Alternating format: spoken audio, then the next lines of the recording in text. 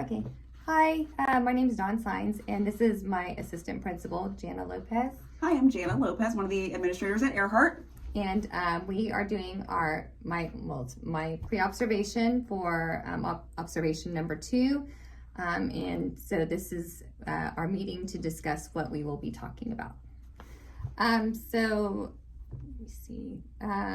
Today's date is September 12th. And the time of the pre-observation is about 12:30. And so the content and strategies that we will be speaking of, I will be speaking of is the CIP for our campus. One of our goals is the campus ECRs. And so that is what I will be doing my PD over. And so I'm going to go over some of the slides with Ms. Lopez. Okay, so we already know, let me see. Where does this thing start?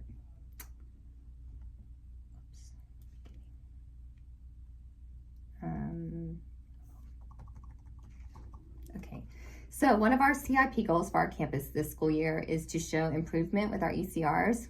As a campus, grades 3 through 5, we had 119 zeros. Which is a lot, and we were 2 points from getting an A for our campus, and so that is an area that we can improve in easily to correct that going forward.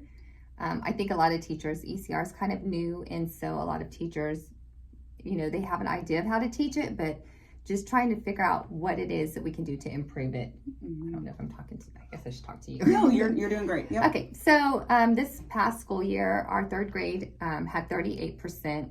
38% of the scores were zeros, and fourth grade 27%, and then fifth grade 38%. So the percentage is pretty high. If you add them all together, it's practically a whole grade level that made zeros. And so that's something we can easily improve. We have goals set up to going forward for our QSEs, QSE 1 and then QSE 2, and then our benchmark, and then finally next year STAR test. We should be able to limit some of those zeros and definitely bring them down to, it looks like 25 for third grade, 18 for fourth grade, and 25 for fifth grade. And honestly, I feel like with the teachers we have here and the staff and the students, that we can get these even a lot lower than that. Let me see. So first thing is one of the things we're going to do first is we are making sure that the students understand the rubrics. And so in fourth grade, we've already started that. And the students, a lot of them, they're amazed because they really don't know where they're getting their points from. They didn't understand that they have to have the introduction, the conclusion. And so making sure that the students are aware of how they're being scored. That's a big part of it, because it's just like when we say, go draw a house, they're going to draw a house. But if you say, go draw a house with a red door, 2 windows, a tree out front, then they know exactly what we want. And then they can give us exactly what we're looking for. So that is, one way is just like making sure they know what they're being scored on.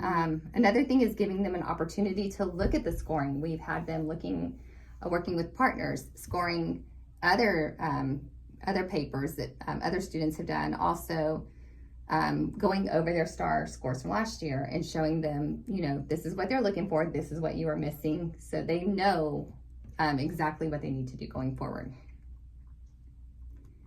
And actually, it was really good conversation. The kids were talking and they enjoyed it. The conversation was really good as they were looking at the rubric and pointing it out and like really looking for the details of, oh, this one doesn't have this, or this one's missing that. So having them have those conversations helps them to know, like, this is what I need to make sure I have.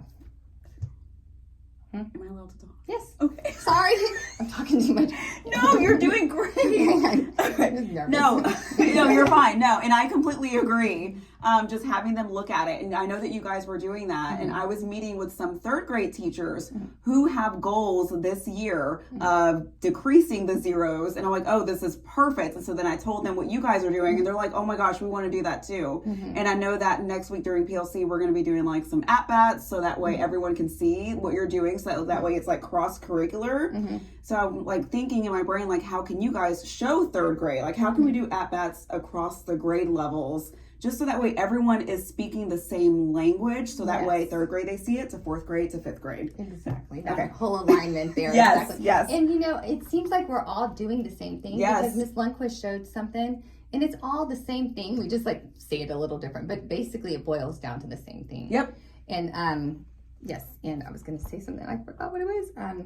But I know last year, third grade, it took us a while to get like in the rhythm, right? So like, we think we should use this rubric. We think we should do it this way. And then like, I felt like January, we're like, okay, we got it. Yes. So I'm like, okay, now we've got it at the beginning of the year. So we should hopefully just see some improvements with those. And then it's funny because that's my personal goal as well. And I know another teacher said, do we have to do certain goals? And then I said, well, what were you thinking? And they said, the writing. I was like, that's funny because that's what I did too. So I think it's across the board. And that's what I mean. Like the teachers here, like we all have the same desire. Like if that's the school's goal, that's what we want to do because that needs to be our goal as well. And I think that this is just an easy fix to 100%. problem. And then the craziest thing of all is, you know, we're all stressing over this. Yes. But here's the crazy thing.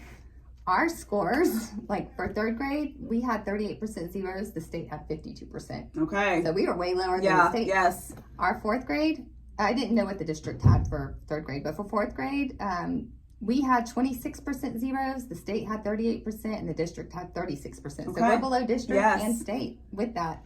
And then fifth grade, I haven't got to theirs yet. But they're probably the same as us. We're still below everyone else, even though it seems overwhelming with the amount of zeros.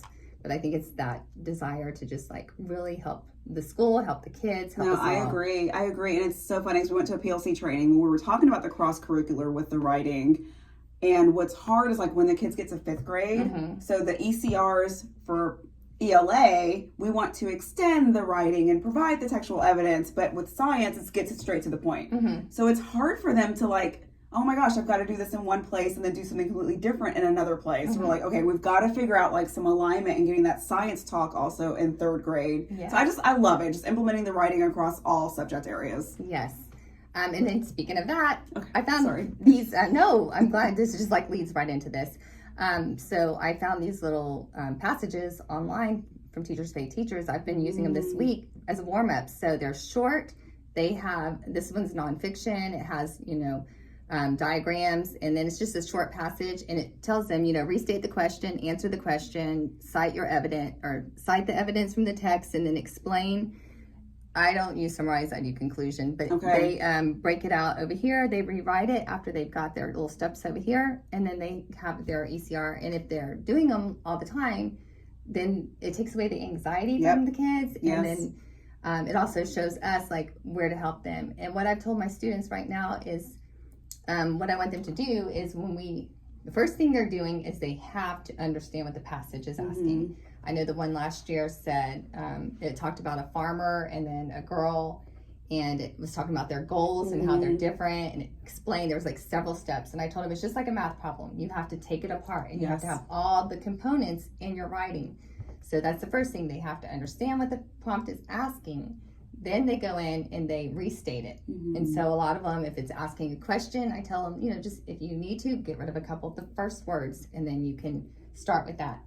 And in that first introduction paragraph, they'll have the restating, and then they have like 2 quick little details about what they're going to talk about in paragraphs 2 and 3. Then we go to paragraph 2, and then they're going to talk about reason 1, give text evidence. Paragraph 3 is going to be reason 2, text evidence, and then finally your conclusion, restate again, wrap it up. And that's very simple. We taught that a few years ago, and the kids did really good on their writing that year, but I waited too late to start it last year. And so this year I'm showing the kids that, and they're picking it up pretty quick because it's just very simple. And then I said, once we get this down, or if you feel you're good with this, then we can start adding in like the more of the transition words, the sparkle words, the catchy introduction, the, you know, the great closings, because I told them, like, if your closing is good and your conclusion, Yeah. the person who's reading it, they're going to enjoy it more because they're reading so many of them. You want something a little bit different than everyone else's. Yes. And so, but those can come later. Right now, we just want to get the structure down. Yep. Agree. So that's basically, let me see. Yeah, a lot of the kids were missing their introductions and their conclusions. That was part of it. And then again, a lot of them were just not understanding all the steps of the prompt. They just caught part of it. And then some of the things, another thing is we get scored on spelling. Mm-hmm. So as far as like spelling curriculum, trying to find something to incorporate that. I think that at one of the workshops I went to, they said Amira has spelling. I was trying to look for it last night, and I will make sure I have that before the PD to share with people. But I could not find anything on Amira. But I know they said that in a workshop, and I don't know if it's maybe just not set up under spelling. It might be just like something else you're doing, and the spelling is part of that. But getting them more practice with spelling, and then finding stuff for math and science. Yes. Because there's a lot of just like quick writes they can do. But just setting up that text structure for that. Yeah, and then I remember, gosh, I don't know if it was a week ago, but we mentioned putting some exemplars like on our walls, like in the classrooms of like, you know, a 5 or, you know, like, or a 0, or I know that we talked about that. So we could just do that like 3rd, 4th, and 5th grade. So that way our students are just constantly seeing the good writing and the areas of growth writing, you know, and as they're writing, they can kind of look up and compare and contrast what they're writing compared to, you know, what got that score that we need them to get. So, yeah. And again, I mean, it's more of them seeing it because it's the unknown. They're just going to write and they don't really know what they just know they're writing to a prompt. But when they realize they're writing and they're looking for certain things, they need to have those things. Yes. And I like that your example is short. Yes. Like not the example, but the what you're going to have the students writing or using. It's short, so that way it's not like it's taking a lot of class time, but it's exposing them to it often. Yes. Yeah, I really like that. And and this is in line because actually I found this one and we just studied the eye in 4th grade. So this one is a diagram of the eye. It's called Amazing Eyes, and I mean it goes right in line to what we're already doing with them, and so it's just an easy way for them to just practice in the morning when they get here. If they get here early, when they're waiting for announcements, they can do it, you know, write this real quick and I can check it and see, okay, this is where I need to work with them at. Sure. So. And then it could even like open up some student discourse, like having them look at each other's writing, and I don't know, Even I really like it. Yes, that would be fun. Like if they were able to, you know, say like this. follow the rubric, and then that lets me know if you can score one and score it, you know, somewhat appropriately, then okay, you know what the expectation is, so now maybe you can write it as well. Yeah. And then again, with them doing the introduction, the 4 paragraphs, the conclusion, they have in restating, they're going to have everything they're looking for. So they'll be able to pretty much get most of their points. And then the grammar is coming just, you know, throughout each day. We have that built into the curriculum. And then the spelling we're going to work on. And they should be good. The other thing is... another thing I was thinking is we have access to like Writerly and No Red Ink, looking at Amira. Those tools are also, they can use across, you know, the different subject areas.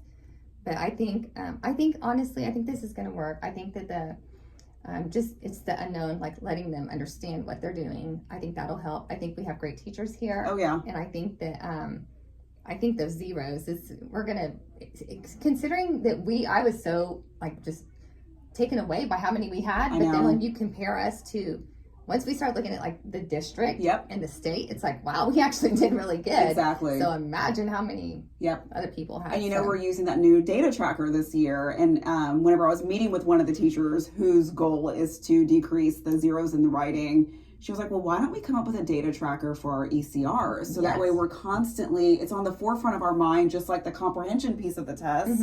Why aren't we also looking at ECRs? So I'm like, I think that's a great idea, but then it's also adding to place. But she's like, but these are our goals. So we're willing to do that. And it doesn't have to be as intense. Right. It's just student name. What did they make? Red, green, yellow, highlight them, and then keep doing that as we go. And I'm like, that's a great idea. Like, you know what I mean? So it's just the accountability, and it keeps it's on the forefront of our minds all the Mhm. time. So I think we're going to see some improvements for sure. And the other thing is, I just forgot what I was going to say. I forgot what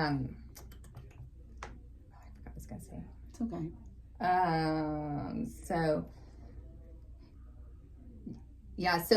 I guess with the ECR, what you were saying with the data tracker, also Yes. we can see like what they're lacking. We can maybe put Yep. notes like this is what they're lacking, and then we can see like the growth over time. Have they fixed that? And then with our SPED kids, of course, like this morning I was working with some.